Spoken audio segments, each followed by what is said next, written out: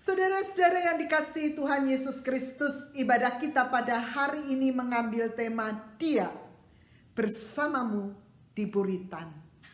Saudara-saudara, Rick Warren, seorang penulis buku yang terkenal, sebuah buku yang berjudul Purpose Driven Life, mengatakan demikian. Saya terbiasa berpikir dinamika hidup manusia seperti deretan gunung dan lembah. Rick Warren mengatakan bahwa dinamika hidup manusia yang diwarnai dengan suka dan duka itu seperti deretan gunung dan lembah. Ada masa di mana kita berada di puncak gunung, menikmati keindahan hidup dan kebahagiaan hidup karena keberhasilan-keberhasilan yang kita raih.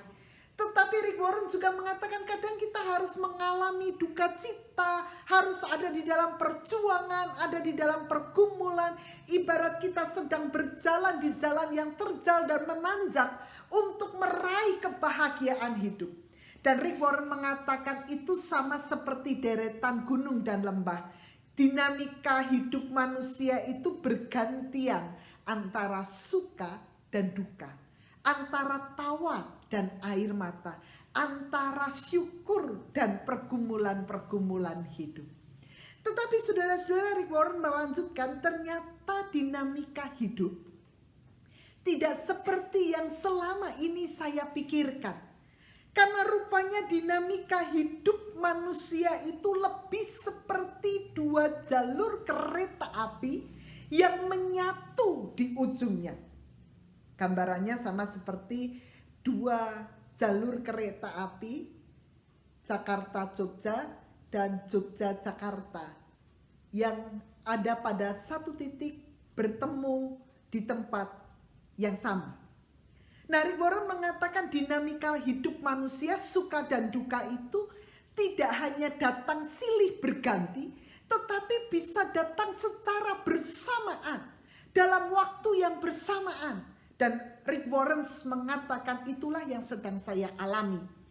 Saya sedang menikmati apa yang disebut dengan kebahagiaan. Karena buku yang saya tulis, Purpose Driven Life itu dinikmati dan dicintai oleh banyak orang. Sehingga buku itu terkopi sebanyak 15 juta eksemplar. Dia mengatakan, saya sedang bahagia, saya sedang bersyukur kepada Tuhan, saya sedang menikmati indahnya hidup ini. Tetapi di waktu yang bersamaan, saya menerima sebuah kabar yang tidak menyenangkan. Istri saya divonis dokter sedang mengalami sakit kanker. Nah, saudara-saudara, pertanyaannya ketika kita ada dalam dinamika hidup manusia yang seperti dua jalur kereta api yang menyatu di ujungnya, apa sikap, apa tindakan, apa reaksi yang seringkali kita munculkan? Tidak jarang sikap yang kita tunjukkan adalah bertanya kepada Tuhan. Tuhan, kenapa kebahagiaan itu cepat banget berlalu? Kadang kita bertanya kepada Tuhan, apakah kita tidak boleh menikmati kebahagiaan itu untuk beberapa saat? Kenapa kebahagiaan itu kemudian ditumpuk dengan kesusahan, pergumulan yang berat? Saudara-saudara, tidak jarang kita bertanya kepada Tuhan, mengapa justru ketika sedang menikmati kebahagiaan, ada kesusahan yang menimpa hidup kita. Mari kita belajar dari Injil Markus pasal yang keempat, ayat 35 sampai dengan ayat 41. Saudara-saudara, kalau kita melihat di dalam ayat yang ke-35 dan 36 dikatakan pada hari itu, waktu hari sudah petang, Yesus berkata kepada mereka, marilah kita bertolak ke seberang. Mereka meninggalkan orang banyak itu lalu bertolak dan membawa Yesus beserta dengan mereka dalam perahu di mana Yesus telah duduk dan perahu-perahu lain juga menyertai dia. Saudara-saudara, kalau kita lihat di dalam ayat 35 dan 36, kita dapat membayangkan situasi dan suasana yang sedang dirasakan dan dialami oleh para murid bersama dengan Yesus. Setelah sepanjang hari mereka melakukan aktivitasnya, Yesus melakukan banyak mujizat, Yesus mengajar, Yesus menyembuhkan orang sakit. Ini waktunya mereka menikmati kebersamaan. Ini waktunya mereka menikmati apa yang sudah mereka lakukan. Saya membayangkan ayat 35 dan 36 itu adalah waktu di mana mereka sedang beristirahat. Lalu mereka mengenang kembali, oh ya tadi kami bertemu dan melihat ada orang yang sakit disembuhkan, ada orang yang lumpuh berjalan, ada orang yang buta melihat. Kami juga merasakan bagaimana guru kami yang luar biasa itu dengan kuasanya yang besar mengajar banyak hal yang membuat kami terkagum dan membuat kami merasa sebagai murid itu kami merasa bahagia. Saudara-saudara, suasana dan situasi para murid, saya membayangkan sedang santai, sedang merasa bahagia, sedang merasa puas dengan apa yang sudah mereka alami dan apa yang mereka kerjakan. Bahkan saya juga membayangkan mereka merasa bangga dan punya rasa syukur yang besar karena mereka adalah, beberapa di antara mereka adalah seorang nelayan yang dipilih oleh Yesus untuk menjadi murid mereka. Mereka merasa bangga dibandingkan orang-orang yang lain, mereka dipilih oleh Yesus menjadi hamba-hambanya. Nah, saudara-saudara, di tengah situasi yang sedang indah, enak, bahagia, santai, ayat 37 mengatakan, lalu mengamuklah tofan yang sangat dahsyat dan ombak menyeberang masuk ke dalam perahu sehingga perahu itu mulai penuh dengan air. Apa yang terjadi ketika mereka sedang bersantai, menikmati udara yang segar, menikmati kebahagiaan, mengingat apa yang sudah terjadi. Tiba-tiba tofan datang, badai datang menerpa kapal mereka, bahkan dikatakan kapal itu penuh dengan air. Saudara-saudara, apa yang terjadi? Dikatakan di dalam ayat yang ke-37, murid-murid itu datang kepada Yesus dan berkata, Guru, engkau tidak peduli kalau kita binasa. Saudara-saudara, perhatikan kata binasa. Dalam bahasa aslinya kata binasa itu juga punya arti hancur atau hilang. Melihat tofan yang bergelombang dengan sangat besar, angin dan badai yang menerpa kapal mereka sehingga penuh dengan air, mereka datang kepada Yesus dan mengatakan, Guru, engkau tidak peduli kalau kita binasa, kalau kita hancur, kalau kita hilang. Saudara-saudara, apa yang dilakukan oleh para murid? Mereka datang kepada Yesus dan mengatakan, ini loh, kami sedang ada di dalam situasi yang tidak mudah. Tofan badai itu mau menghancurkan kita. Kita bisa binasa, kita bisa hilang, kita bisa hancur, dan kita tinggal nama saja. Saudara-saudara, sekali lagi saya membayangkan para murid ini ada di dalam ketakutan dan kepanikan karena tofan dan badai. Di satu sisi saya melihat, kok bisa ya mereka sampai ada di dalam ketakutan dan kepanikan. Mengapa? Bukankah mereka itu nelayan? Badai, tofan, air yang masuk ke dalam perahu mereka, bukankah itu hal biasa yang mereka alami? Karena mereka seorang nelayan. Yang kedua, di daerah Danau Galilea, secara geografis, tofan, badai, angin itu selalu bisa datang sewaktu-waktu, bisa datang tiba-tiba. Bukankah ini sesuatu yang mereka pahami selama ini? Nelayan yang biasa ada di Danau Galilea dan biasa mengalami situasi, bukankah situasi yang sedang mereka hadapi itu hal yang biasa, yang selalu mereka hadapi dan mereka bisa atasi itu? Kalau lihat dari profesinya, maka kita akan bertanya, kok bisa ya mereka takut? Tetapi Tetapi di sisi yang lain, kalau kita melihat sisi manusia, air itu sudah masuk ke dalam perahu, sampai perahu itu mulai penuh dengan air, itu dikatakan di dalam ayat 37. Bukankah takut, khawatir itu adalah hal yang wajar? Bagaimana kalau kapal itu tenggelam? Bukankah wajar kalau para murid itu takut, khawatir? Karena itu cukup realistis ketika mereka datang kepada Yesus dan berkata, "Guru, Engkau tidak peduli kalau kita binasa, kalau kita hancur, kalau kita hilang, kalau kita akan mati begitu saja." Saudara-saudara, di satu sisi kita akan mengatakan wajar takut. Kenapa? Karena air itu sudah masuk ke dalam perahu dan perahu itu sudah penuh dengan air. Bagaimana mereka akan selamat? Tetapi saudara-saudara, kalau kita melihat di dalam ayat 40, Yesus mengatakan, ia berkata kepada mereka, "Mengapa kamu begitu takut? Mengapa kamu tidak percaya?" Yesus menegur para murid, Yesus mempertanyakan sikap para murid, bukan hanya terkait dengan sebuah kewajaran karena kapal mereka sudah penuh dengan air, tetapi Yesus mengkaitkan ketakutan, kekhawatiran para murid itu dengan tidak percaya. Saudara-saudara, ini menjadi semakin menarik karena takut, khawatir tidak dilihat oleh Yesus sebagai sebuah kewajaran manusia, tetapi dilihat oleh Yesus sebagai ketidakpercayaan para murid kepada Yesus. Yesus ada bersama dengan mereka. Yesus tidur di kapal mereka. Yesus bersama mereka. Tetapi para murid tetap ada dalam ketakutan.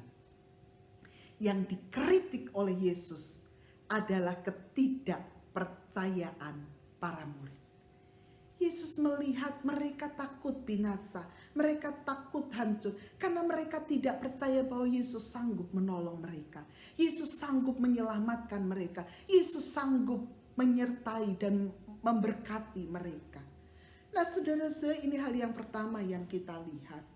Kita ini kan sama seperti murid Yesus yang merasakan dan melihat, yang belajar banyak bahwa Yesus berkarya luar biasa di dalam hidup orang percaya.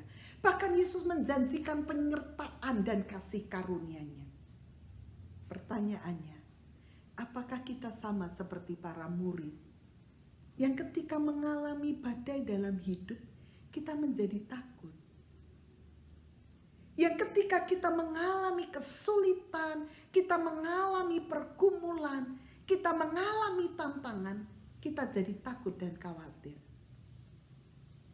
Pertanyaan yang lebih dalam dari itu, apakah kita percaya bahwa Tuhan kita itu sanggup menolong dan menyelamatkan kita?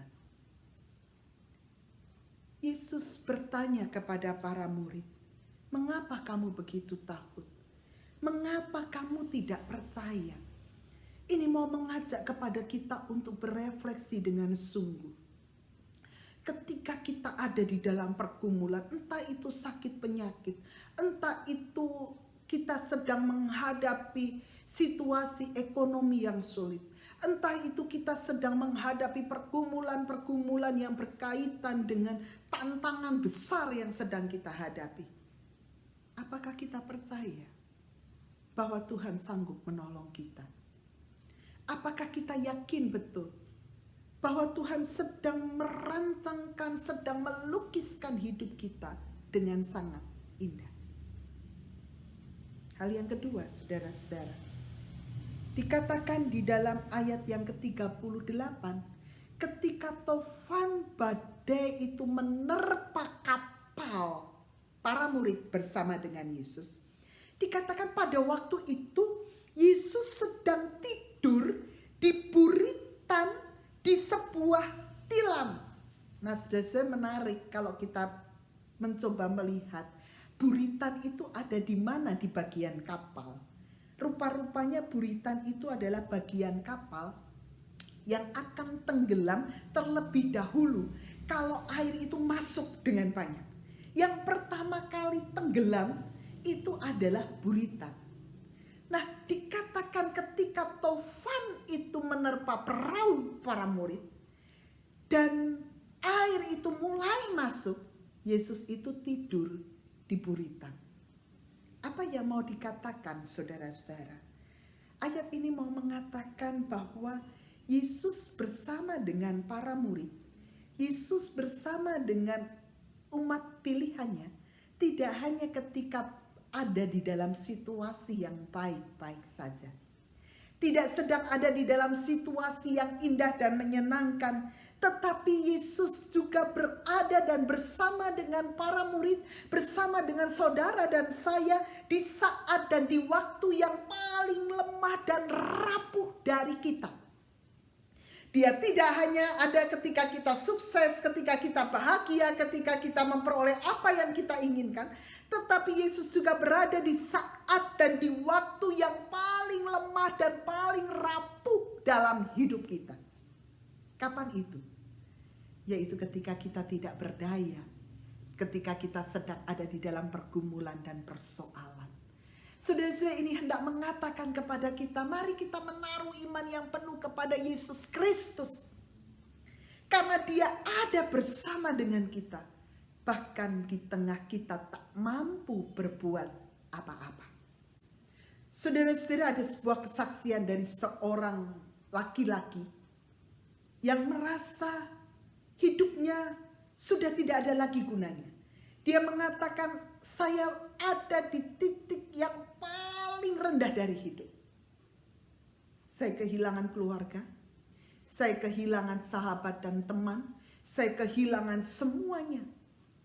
Bahkan kondisi tubuh saya ini sangat lemah. Saya divonis oleh dokter karena masa muda yang saya lalui adalah masa muda yang diisi dengan kesenangan-kesenangan.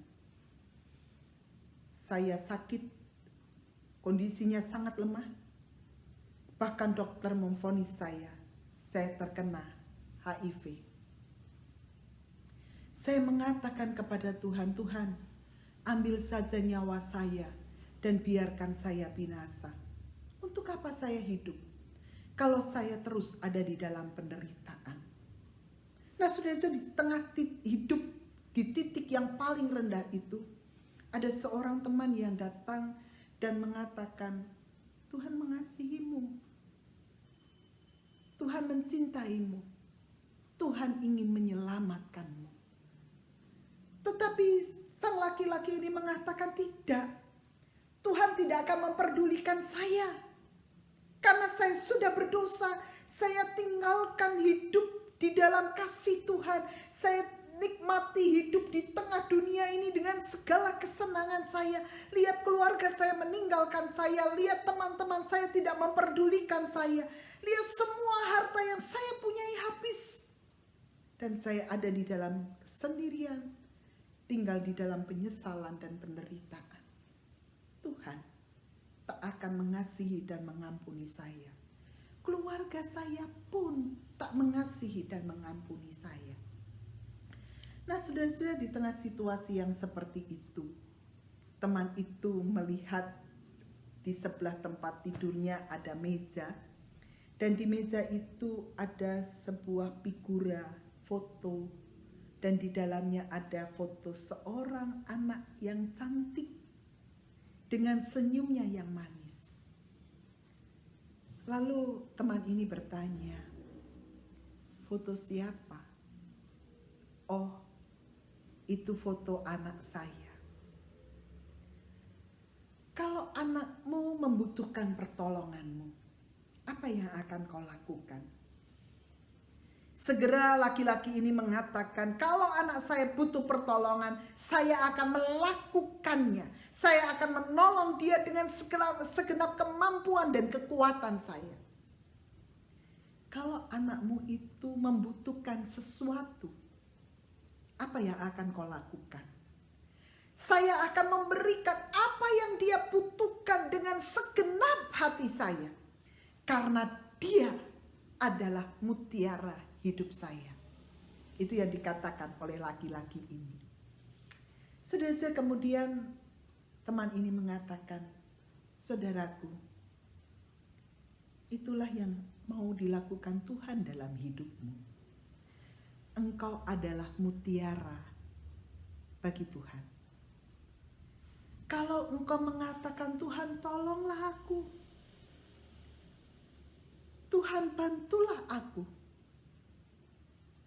Tuhanmu tak akan pernah meninggalkan engkau. Kalau engkau manusia saja mau dan bersedia memberikan semuanya untuk anak yang kau kasihi, lebih lagi Tuhan yang mencintaimu. Dia siap mengulurkan tangan menolongmu. Saudara-saudara, pernyataan ini membangunkan semangat laki-laki itu. Kemudian dia mengatakan, saya mau datang kepada Tuhan, saya mau meminta pengampunan darinya, saya mau meminta supaya Tuhan memulihkan saya. Saya merindukan uluran tangannya. Nah, saudara, apa yang terjadi? Ketika dia bangun dari tidurnya, dia bangun dari rasa bersalahnya, dia bangun dari rasa penyesalannya. Dia memiliki hidup yang lebih baik. Tuhan ada di buritan bersama dengan kita ketika kita rapuh dan lemah. Ini menjadi berita yang memberikan kekuatan dan penghiburan kita. Saudara-saudara, di tengah situasi yang berat saat ini, mungkin ada di antara kita yang sedang ada di dalam keadaan sakit. Di titik yang paling lemah, kok tidak sembuh-sembuh. Tuhan, ambil saja nyawaku. Hari ini Tuhan mengatakan, aku bersamamu di situasi lemah tubuhmu. Mungkin kita sedang ada di tengah situasi yang sangat lemah, karena kita kehilangan orang-orang yang kita kasihi. Kita kehilangan relasi yang sangat baik. Dan kita mengatakan, buat apa saya hidup? Kalau kita sedang mengalami situasi yang berat. Tuhan mengatakan, aku bersamamu dan bersedia untuk memulihkan hidupmu. Saudara-saudara, apakah kita juga membuka diri kita dan mengatakan, Tuhan, aku siap dipulihkan. Aku siap untuk diselamatkan. Aku siap untuk dibangun kembali. Mungkin kita sedang ada di dalam situasi yang rapuh karena ketidakharmonisan di dalam keluarga. Saudara-saudara, Tuhan mau memulihkan kita. Mungkin kita terlalu rapuh karena masa lalu yang berat yang kita rasakan. Sekali lagi, Tuhan mengatakan, aku bersamamu di dalam kerapuhanmu dan siap memulihkan engkau. Pertanyaannya, apakah kita percaya kepada Dia? Bahwa Dia sanggup memulihkan kita. Apakah kita percaya bahwa Dia sanggup menolong kita dan menyelamatkan kita? Mari saudara-saudara, bangun rasa percaya kita, iman kita kepada Tuhan. Bahwa hanya Tuhan yang sanggup menolong dan menyelamatkan kita. Tuhan memberkati. Amin. Kita berdoa. Bapa, ini kami anak-anak-Mu, di dalam kerapuhan dan kelemahan kami. Tuhan, selamatkanlah kami. Di dalam rasa ketidakpercayaan kami, dan itu kami tunjukkan di dalam rasa khawatir, rasa takut, rasa cemas, rasa bimbang. Tuhan, hadirlah bersama kami, teguhkan dan kuatkan kami. Sehingga kami mau mengatakan, Tuhan, jadilah kehendak-Mu atas kami. Hari ini jika kami mendengar firman-Mu, Engkau bersama dengan kami di buritan. Di situasi dan di saat kami rapuh dan lemah. Bapa, biarlah kami boleh terus melihat Engkau dan percaya bahwa Engkau tak pernah meninggalkan kami. Dan biarlah ucapan syukur kami semakin besar karena hidup kami berharga di hadapan-Mu. Ini doa dan harapan kami ya Bapa. Demi Kristus kami berdoa. Amin.